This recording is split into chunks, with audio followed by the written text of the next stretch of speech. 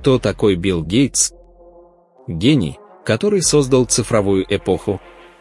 Или миллиардер, который незаметно строит новый мировой порядок? Сегодня мы погрузимся в истории, которые прячут за фасадом доброго филантропа. И вы сами решите, спасает ли он человечество или контролирует его. Вдумайтесь. Человек, начавший карьеру как компьютерный программист, стал не только самым богатым человеком планеты на протяжении многих лет. Он превратился в фигуру, которая сегодня влияет на здравоохранение, сельское хозяйство и мировую политику.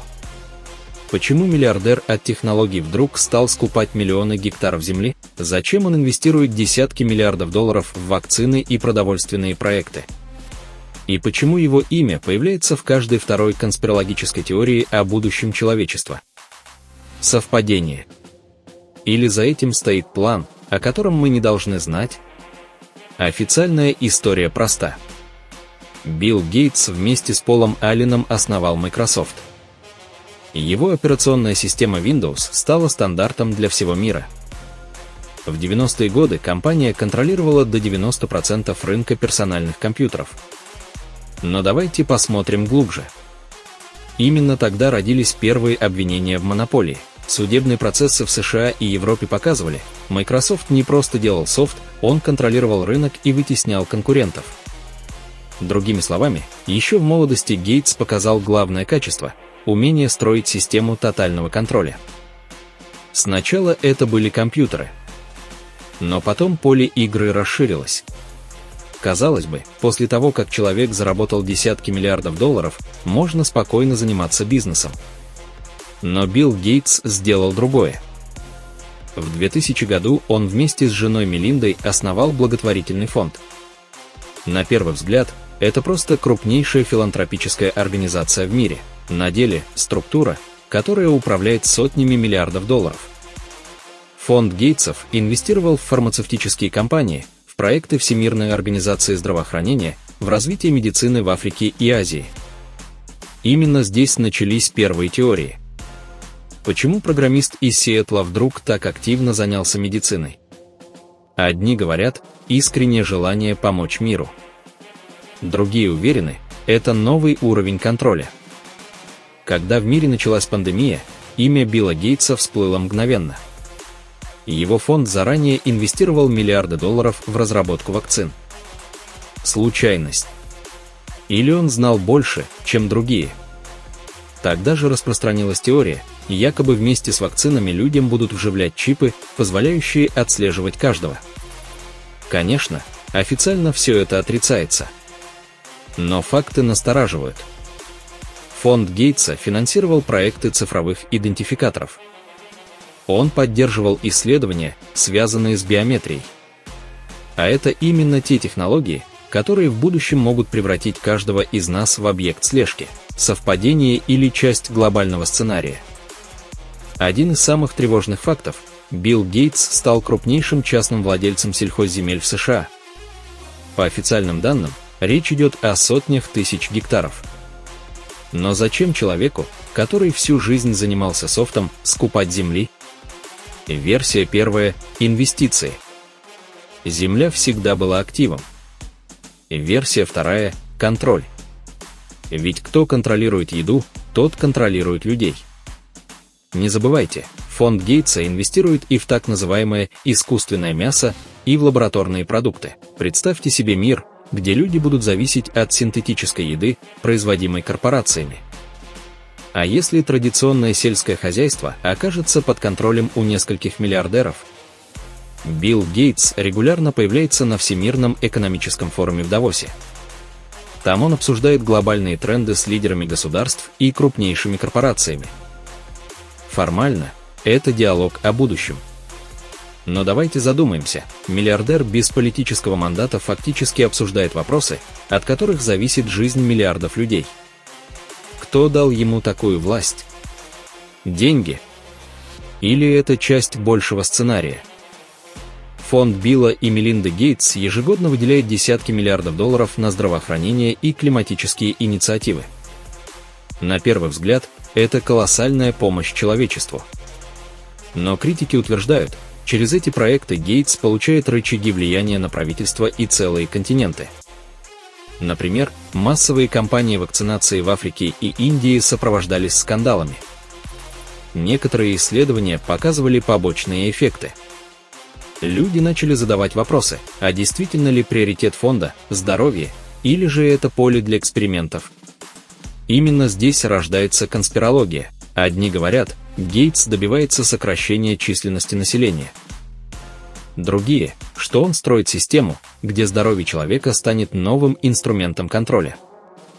Один из проектов, который активно поддерживал фонд Гейтса, связан с цифровыми сертификатами здоровья. Идея проста. Каждый человек имеет цифровой паспорт с информацией о прививках и медданных. На первый взгляд, удобно.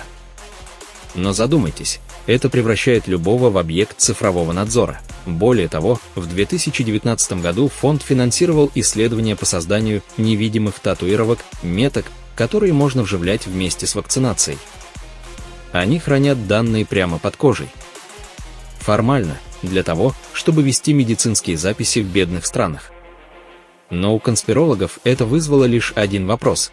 Это первый шаг к тотальному чипированию. История с сельхозземлями Билла Гейтса получила продолжение. Он инвестировал не только в землю, но и в биотехнологии. Например, проекты по созданию генной модификации семян.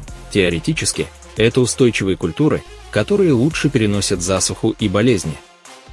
Практически, это зависимость фермеров от корпораций, у которых находится право на эти семена.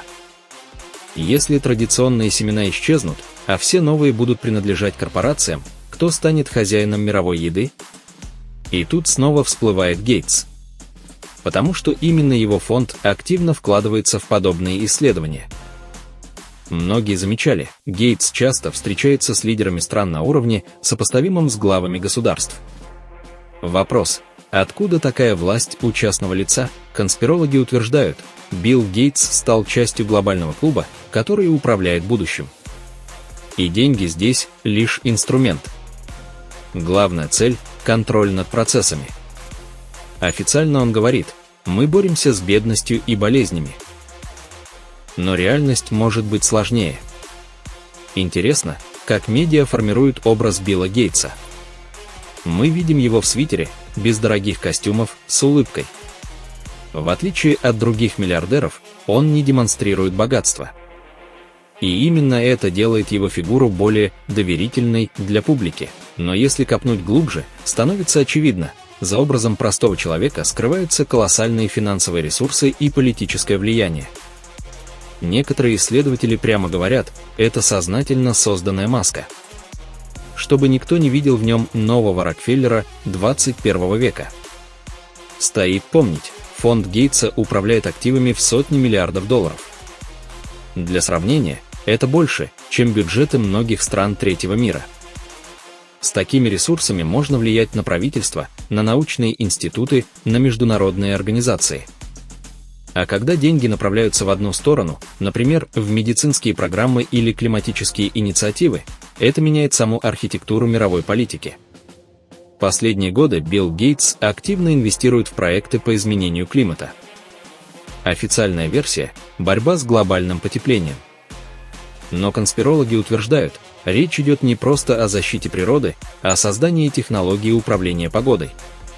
Самый известный проект – эксперименты по распылению аэрозолей в стратосфере для отражения солнечных лучей. Теоретически, чтобы снизить температуру Земли. Однако критики называют это геоинженерией. По сути, это вмешательство в климатическую систему планеты. А значит, возможность контролировать урожайность, засухи и даже стихийные бедствия. Вопрос звучит жестко. Если климат можно регулировать, кто будет решать, где будет дождь, а где голод? Сторонники теории нового мирового порядка считают, что Гейтс играет ключевую роль в формировании глобальной системы контроля. Что сюда входит? Цифровая идентичность каждого человека, контроль над здравоохранением через фонды и программы вакцинации, контроль над едой через сельское хозяйство и ГМО, контроль над климатом через геоинженерию. Когда складываешь все эти части в единую картину, получается пугающая схема. Именно поэтому имя Билла Гейтса все чаще звучит в одном ряду с другими глобальными фигурами, которых обвиняют в стремлении к мировому правительству. Существует немало слухов о том, что Билл Гейтс участвует в закрытых форумах и клубах, где собираются мировые лидеры, ученые и финансисты. Один из самых известных примеров – встречи Бильдербергского клуба. Официально это просто дискуссии об экономике. Но конспирологи утверждают, именно там решается, как будет развиваться мир в ближайшие десятилетия. И если вспомнить, что Гейтс – один из богатейших людей планеты и при этом имеет доступ к таким встречам, возникает вопрос, возможно ли, что он уже не просто бизнесмен, а один из архитекторов будущего. У Гейтса немало врагов. Журналисты и независимые исследователи неоднократно поднимали темы: слишком тесные связи с фармацевтическими корпорациями, влияние на Всемирную организацию здравоохранения, конфликты интересов при финансировании исследований. Добавим сюда и личные скандалы, развод, слухи о связях с неоднозначными фигурами. Все это только усиливает образ человека, у которого есть тайны, которые он не хочет раскрывать. А тайны, как известно, питают конспирологию. Многие историки проводят параллели между Биллом Гейтсом и Джоном Рокфеллером. Рокфеллер в свое время контролировал нефть, главный ресурс 20 века. Гейтс сегодня контролирует знания, данные, медицину и сельское хозяйство, ключевые ресурсы века 21. И если в начале прошлого столетия нефть решала, кто будет богатейшим, то сегодня все решает информация и технологии. Так не превращается ли Гейтс в нового властелина современности, только в более мягкой и незаметной форме? Филантропия всегда воспринималась как добро. Но если рассматривать ее в масштабе миллиардов, возникает другая логика. Когда человек направляет огромные средства в одну сферу, он не просто помогает, он формирует правила игры. И если Билл Гейтс финансирует медицину, то именно он фактически решает, какие исследования будут проведены, какие лекарства будут разработаны, а какие нет. Именно здесь возникает главный вопрос: это помощь или инструмент власти? Многие думают, что Билл Гейтс давно отошел от Microsoft. Формально это так. Но на самом деле его влияние на технологический мир никуда не исчезло. Сегодня Microsoft – это не только операционные системы, но и облачные сервисы, искусственный интеллект и кибербезопасность. А теперь представьте, миллиарды людей ежедневно используют продукты, которые в той или иной форме связаны с Microsoft. Это означает, что данные пользователей, их привычки, их коммуникации могут оказаться в руках корпорации, которую когда-то основал Гейтс. Конспирологи говорят, данные – это новая нефть, и если у Гейтса остается влияние на корпорацию, которая хранит и обрабатывает колоссальные массивы данных, это значит, что он имеет доступ к самому ценному ресурсу 21 века. Во время пандемии коронавируса имя Гейтса чаще других звучало в конспирологических теориях. Самая известная из них – идея о чипировании населения. Сторонники этой теории утверждали, массовая вакцинация – это лишь прикрытие для установки микрочипов, которые будут контролировать людей. Звучит фантастично. Безусловно, но именно эта идея распространилась по всему миру и сделала Гейтса символом глобального контроля. Почему же теория нашла отклик? Потому что она ложилась на почву уже существующих подозрений, его инвестиции в биотехнологии, цифровые идентификаторы, проекты в сфере здравоохранения. И даже если никакого чипирования не существовало, сама логика подозрений выглядела убедительно. У Гейтса есть деньги, технологии и влияние. А значит, теоретически он способен на подобные шаги. С каждым годом искусственный интеллект становится все более мощным. И хотя на публике лидерами этого рынка считаются другие компании, нельзя забывать, что Microsoft вложила огромные средства в развитие искусственного интеллекта. Конспирологи видят в этом план. Искусственный интеллект станет инструментом контроля. Если у Гейтса есть доступ к данным, медицине, сельскому хозяйству и климату, то искусственный интеллект способен объединить все это в единую систему.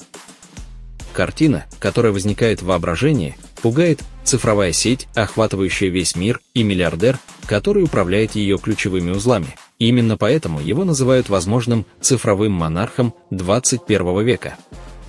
Любая конспирология питается совпадениями. В случае с Биллом Гейтсом таких совпадений слишком много. За несколько лет до пандемии его фонд финансировал учения, моделирующие распространение опасного вируса. До реальных событий уже обсуждалась необходимость цифровых паспортов вакцинации. Его фонд одним из первых инвестировал в биотехнологии и генные исследования. Для одних это признак дальновидности. Для других – доказательство того, что события планировались заранее. Вопрос, который возникает у зрителей – случайность ли это или сценарий? Еще одна сфера, где имя Гейтса вызывает дискуссии – это образование. Фонд Гейтсов инвестирует миллиарды долларов в образовательные программы, цифровые платформы и учебные инициативы. На первый взгляд, все прекрасно – развитие технологий, доступ к знаниям, поддержка школ и университетов. Но конспирологи утверждают, это еще один способ влиять на мировоззрение будущих поколений. Если корпорации формируют программы обучения, значит, они формируют и мышление людей. Таким образом, контроль над образованием – это контроль над будущим сознанием человечества. Меньше известно о том, что Гейтс активно финансирует новые проекты в области ядерной энергетики. Компания TerraPower разрабатывает реакторы нового поколения. Их цель – дешевая и чистая энергия. Звучит благородно. Но в руках миллиардера-энергетика это еще один инструмент глобального влияния. История повторяется. Рокфеллер управлял нефтью, а Гейтс может управлять ядерной энергетикой и климатом одновременно. Когда речь заходит о конспирологии, первым делом встает вопрос, кто управляет миром.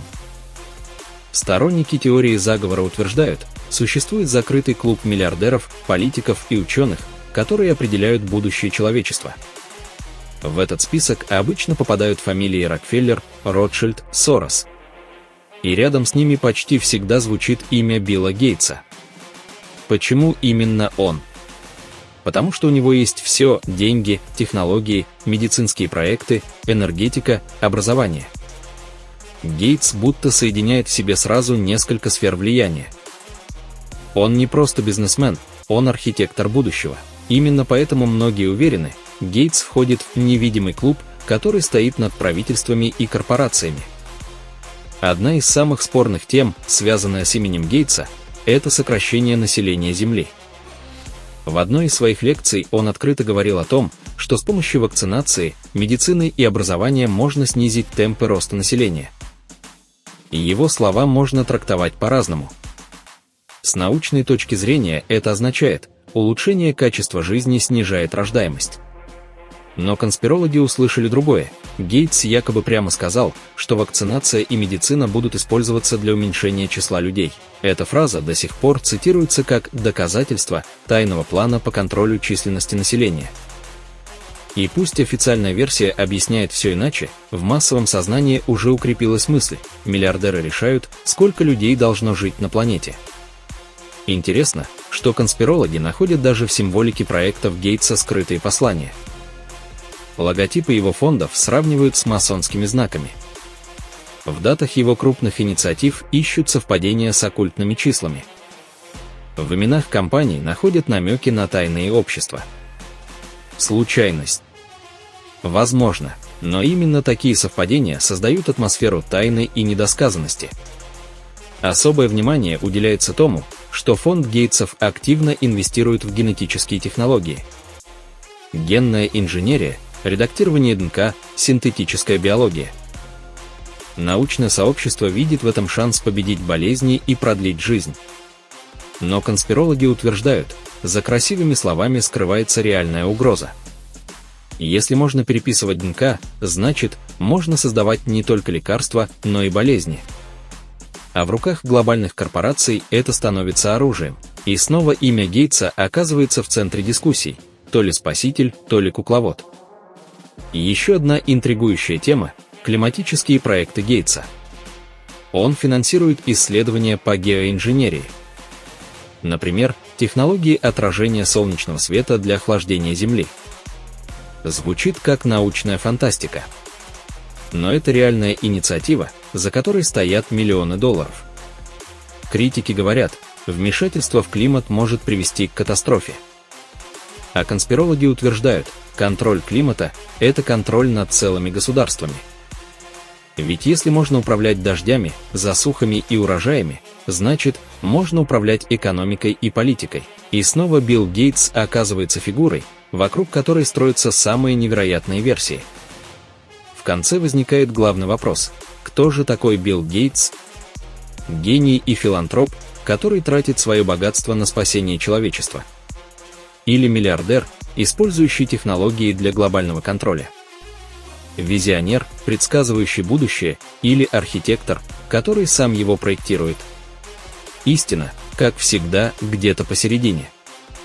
Но одно ясно точно: его имя еще долго будет связано с самыми громкими конспирологическими теориями 21 века.